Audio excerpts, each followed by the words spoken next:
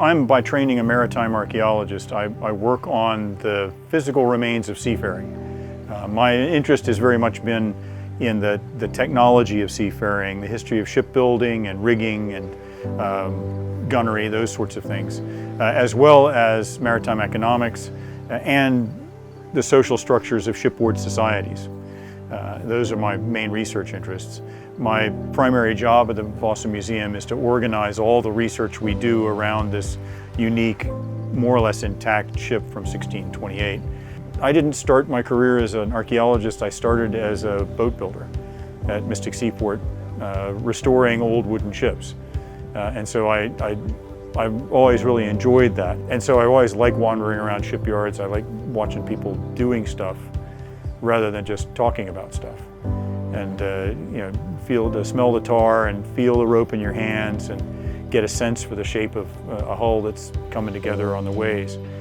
Really makes the stuff that I do come to life. I work with a dead ship, a ship that sank 400 years ago, and it's still, no matter how much research we do, it's always going to be a dead ship. And that's interesting, but to watch a new ship being born, going to go sail, and people are going to be able to enjoy sailing on it.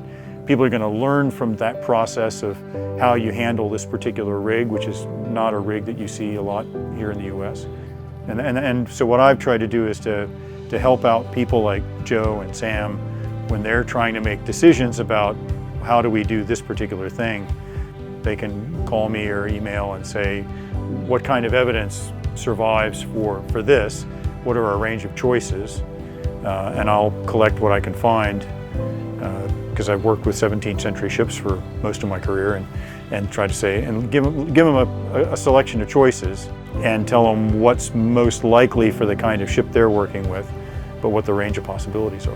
One of the big challenges is how do you meet all the demands the Coast Guard has and meet the economic demands that the owner has at the same time that you want to make it as authentic an experience for the eventual passengers, but also the people building the ship.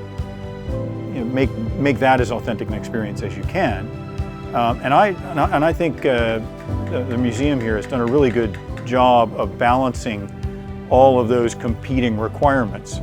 They've done a really good job of identifying clearly where they have the freedom to choose, and then choosing to go with the authentic solution as often as they can. And so it's been really fun today to walk around the Dove and then look at things and say, oh, I know where that detail comes from, or I remember talking about this, and it's nice to see it actually make it into the ship. And so that's been really rewarding to see, and to see how many things have fallen into place that were not necessarily intentional. I was just talking to Sam a minute ago about variation in the sizes of rope used in the rigging, and how he's not going any finer than steps of 1/8 of an inch in diameter, and then being able to say, well, that's about what they did in 1640 as well. Those were the standard variations at the time. And getting a chance to sail with the Dove later is something I'm looking forward to, because I have questions about how this rig handles that I can't answer from the archaeological data. And you have to do it and see. You have to get the knowledge into your hands, not just into your head. And that's the thing I enjoy about this kind of project.